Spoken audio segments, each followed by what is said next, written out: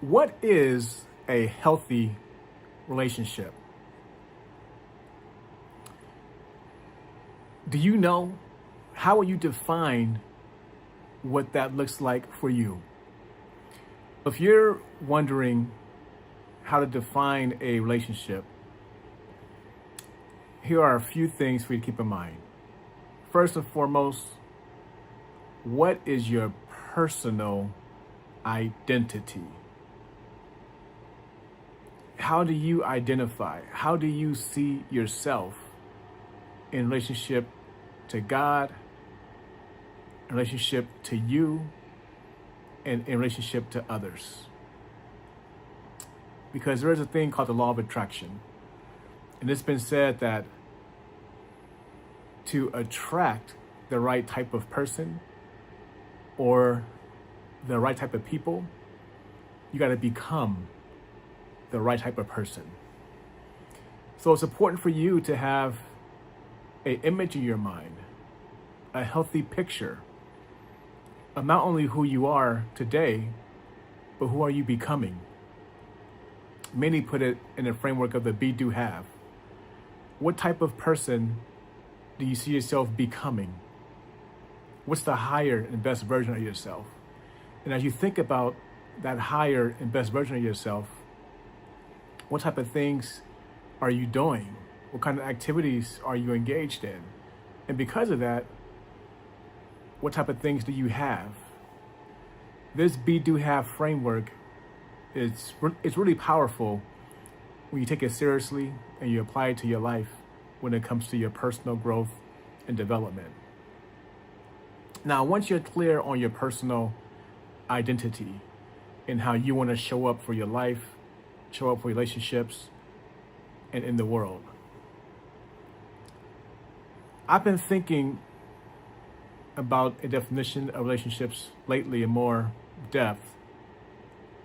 And one of the best definitions that I've heard actually came from the former president of the Fellowship of Christian Athletes back when I was on staff with FCA, Les Steckel. Les Steckel was the offensive coordinator for the Tennessee Titans when they played the New England Patriots in the Super Bowl, and they lost by 1 yard.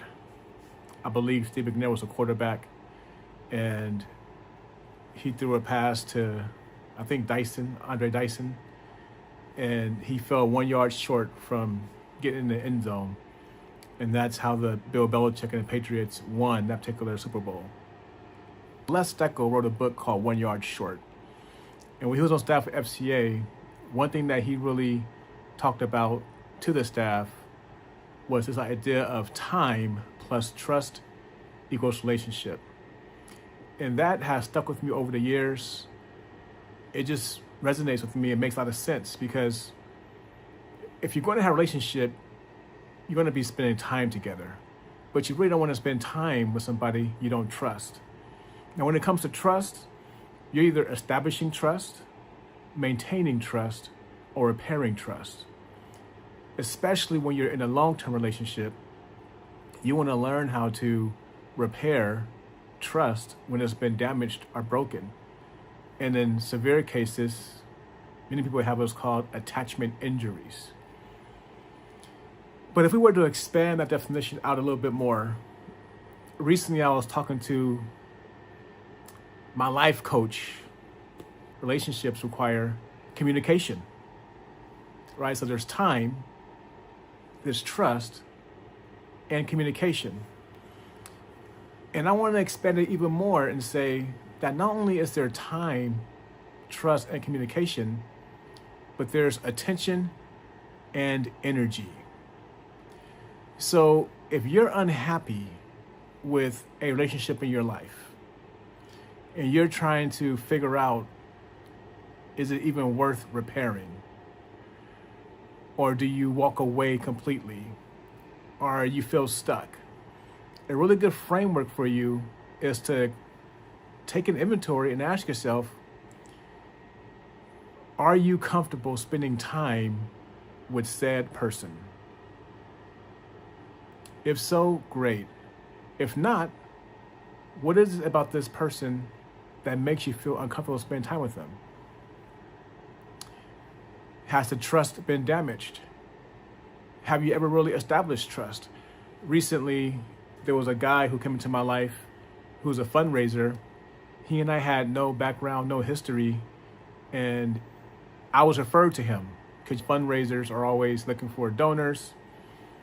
And I love to support ministries that I believe in, their vision, mission, and values. So I met with somebody, and because we didn't have any history, it was important to me to establish some kind of rapport with him. I noticed, though, that because he's younger and he's following his training of his leaders, when he met with me on the Zoom call, he basically went through his presentation. Some people will call it a sales presentation or his donor presentation. But he skipped an important step in there. He was being so efficient with his time, and he was so focused on the goal of increasing his support to reach his ministry goal. And maybe he was assuming that I was going to support him for his own reasons. The step that he skipped was he never established a real rapport with me. I never felt like he genuinely was caring for me, concerned for me, wondering what kind of value would I get out of this new relationship that showed up. And so when he asked me to support the ministry, I let him know that I think about it, and I kind of watched him to see how would he follow up. Would he take an interest in me as a person? Would he take an interest in my marriage, my daughter, my family, my business? And I have to say that I would say no. He did follow up, but I still don't feel like that person actually established a rapport with me. He never established trust with me. Where are you at? If you pick a relationship that you're focusing on, what level of trust is there? When it comes to trust, who do you trust, and how far can you trust that person? And how do you maintain that trust? And do you have the communication and conflict resolution skills to repair trust? So back to the definition of relationship. We got time, we got trust, we got communication. Now, communication, keep in mind, is not just verbal.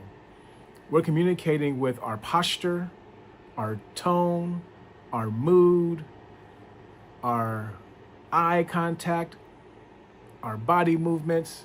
Communication is 90% nonverbal.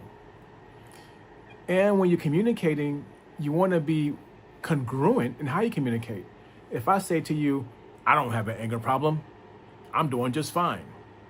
I'm telling you I don't have an anger problem, but you see my face, clearly I have an anger problem. So let me get back to smiling. My point is, part of the communication process is to be congruent, or to be aligned in how you're speaking, and how your body is moving, and how you're behaving. So we have time, we have trust, we have communication. But I'm going to add and expand this even further to say that relationship also requires attention. Because how many times have you been engaged in a conversation with this person that you're not feeling fulfilled in the relationship, and you might share a text message, or you might give them an update about what happened in your life, a family update, a career update, and for you it's important, but you can just tell because this person is on their phone, they're cutting you short, they're watching TV, they're so focused on doing the laundry, their mind is preoccupied, so it's obvious to you that you do not have their undivided attention. So the point here is that there's time, there's trust, there's congruent communication, but there also has to be attention. And then also there has to be energy. How often have you come home from work or come home from an event or a trip and you're spending time with somebody and you trust this person and you're communicating to the best of your ability and you want to give that person your attention, but you're just depleted. For those of you who work in ministry or are pastors, like Sunday is a work day. If you've been speaking 3-4 times in one day on a Sunday, at the end of that Sunday, you might feel depleted. It may not necessarily feel like giving a certain amount of energy to your family. Or if you're traveling for business and your body has changed time zones and you're getting reoriented back to your home, your energy level just might not be there. Or if you have medical reasons for your energy not being where it wants to be. So there are times when you're spending time with somebody that you do trust, you are communicating, they have your attention, but you're asleep or you're half asleep. The energy just isn't there. The last thing I'll add is intention. Intention. It takes consistent, deliberate, aligned action toward building and maintaining a positive relationship. You have to be intentional because life is full of all kinds of distractions and we all have different responsibilities. And the reality is you just cannot give anybody and everybody your time, your attention, your energy, your focus. So I want to just share this with somebody because as a licensed marriage and family therapist based out of Fresno, California, I work with a lot of singles, people who are dating, are going through breakups, and they have a really hard time in relationships and trying to figure out if it's a healthy one or not. So hopefully this definition, again, a healthy relationship has time, it has trust, it has congruent communication, attention, or focus, and a certain amount of energy. And for those of you who have had those experiences when you met your first love or you fell in love, remember my beloved bride that I've been married to for 11 years now. I remember there were seasons when we would have each other's attention for hours at a time. And we would give energy to one another. And we're building trust fast and that honeymoon stage relationship, if you will. My name is Jamal Jones. I am a licensed marriage and therapist based out of Fresno, California. In California, through Central Valley Christian Council, I provide individual therapy, couples and marriage counseling for entrepreneurs, high-level leaders, and executives. And recently, I am so excited. We just rolled out a new offer that's non-clinical because just recognizing the need that people are hurting everywhere and organizations and people need sound guidance and support when it comes to navigating not just romance and dating, but professional relationships. If you're a leader of a nonprofit and you're navigating how to lead your board effectively, like when you're leading a nonprofit and you're working with a board, that's heavy lifting. And those board relationships are elder relationships if you're part of a church or if a corporation. Relationships make the world go round, and relationships are not easy. They take being intentional, they take hard work, they take prayer, they take communication, and so much more. So I am a relationship consultant. So if you or someone you know would like to have me as a guest keynote speaker or workshop presenter, feel free to take a look at my profile here and look me up, apply to work with me, or send me an email, and we'll follow up. God bless you, and be encouraged.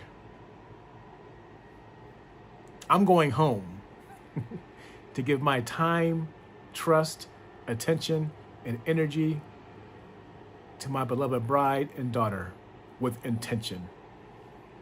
And I hope that you are able to do the same for those within your spheres of influence at the level that you so desire.